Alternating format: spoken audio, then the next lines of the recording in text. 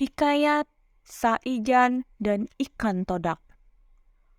Menurut sahibul hikayat, sebermula ada seorang datu yang sakti mandraguna, sedang bertapa di tengah laut.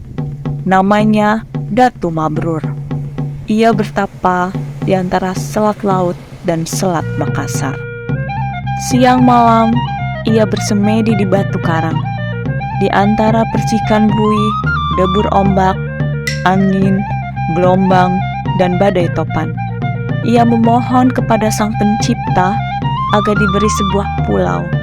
Pulau itu akan menjadi tempat bermukim bagi anak cucu dan keturunannya kelak. Hatta, ketika laut tenang, seekor ikan besar tiba-tiba muncul dari permukaan laut dan terbang menyerangnya. Tanpa beringsut dari tempat duduk maupun membuka mata, Datu Mabrur menepis serangan mendadak itu.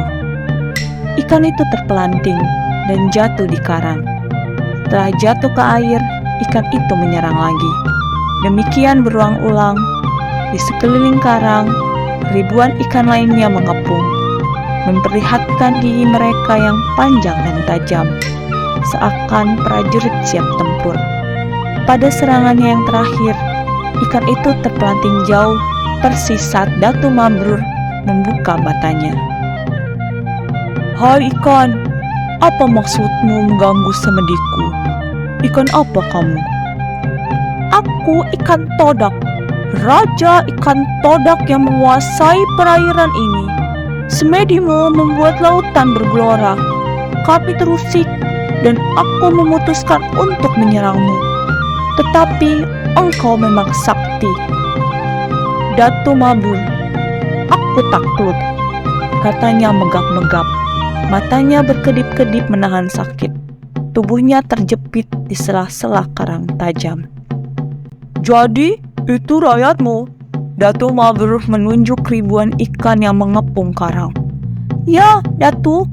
Tapi sebelum menyerangmu tadi, kami telah bersepakat. Kalau aku kalah, kami akan menyerah dan mematuhi apapun perintahmu." "Datu, tolonglah aku. Obati luka-lukaku dan kembalikanlah aku ke laut. Kalau terlalu lama di darat, aku bisa mati. Atas nama rakyatku, aku berjanji akan mengabdi padamu. Bila engkau menolongku."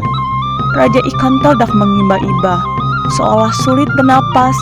Insangnya membuka dan menutup. "Baiklah," Datu Mabrur berdiri. "Sebagai sesama makhluk ciptaannya, aku menolongmu. Apapun permintaanmu, kami akan memenuhinya." "Datu ingin istana bawah laut yang terbuat dari emas dan permata, dilayani ikan duyung dan gurita, ingin berkeliling dunia bersama ikan paus dan lumba-lumba?" "Tidak, aku tak punya keinginan pribadi, tapi untuk masa depan anak cucuku nanti." Lalu, Datu Mabrur menceritakan maksud pertapaannya selama ini. "Akan kukerahkan rakyatku, seluruh penghuni lautan dan samudera. Sebelum matahari terbit esok pagi, impianmu akan terwujud. Aku bersumpah," jawab Raja Ikan Todak. Datu Mabrur tak dapat membayangkan bagaimana Raja Ikan Todak akan memenuhi sumpahnya itu. "Baiklah, tapi kita harus membuat perjanjian. Sejak sekarang kita harus saijaan, seiri sejalan, seia sekata, sampai anak cucu kita. Kita harus rakat mufakat, bantu-membantu, bahu-membahu. Setuju?" "Setuju, Datu," sahut Raja Ikan Todak yang tergolek lemah. Ia sangat membutuhkan air. Mendengar jawaban itu, Datu Mabrur tersenyum. Dengan hati-hati, dilepaskannya tubuh Raja Ikan Todak dari jepitan karang. Lalu diusapnya lembut. Ajaib, dalam sekejap darah dan luka di sekujur tubuh Raja Ikan Todak itu mengering. Kulitnya licin kembali seperti semula, seakan tak pernah luka. Ikan itu menggerak-gerakkan sirip dan ekornya dengan gembira. Dengan lembut dan kasih sayang, Datu Mabrur mengangkat Raja Ikan Todak itu dan mengembalikannya ke laut. Ribuan ikan yang tadi mengepung karang kini berenang mengerumuninya, melompat-lompat bersukaria. "Sa-ijaan!" seru Raja Ikan Todak sambil melompat di permukaan laut. "Sa-ijaan!" sahut Datu Mabrur. Sebelum tengah malam, sebelum batas pertapaannya berakhir, Datu Mabrur dikejutkan oleh suara gemuruh yang datang dari dasar laut. Gemuruh perlahan tapi pasti. Gemuruh suara itu terdengar bersamaan dengan timbulnya sebuah daratan dari dasar laut. Kian lama, permukaan daratan itu kian tampak, naik dan terus naik. Lalu seluruhnya timbul di permukaan. Di bawah permukaan air, ternyata jutaan ikan dari berbagai jenis mendorong dan memunculkan daratan baru itu dari dasar laut. Sambil mendorong, mereka serempak berteriak, "Sa-ijaan! Sa-ijaan! Sa-ijaan!" Datu Mabrur tercengang di karang pertapaannya.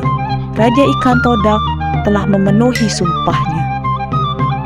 Bersamaan dengan terbitnya matahari pagi, daratan itu telah timbul sepenuhnya, berupa sebuah pulau, lengkap dengan ngarai, lembah, perbukitan, dan pegunungan.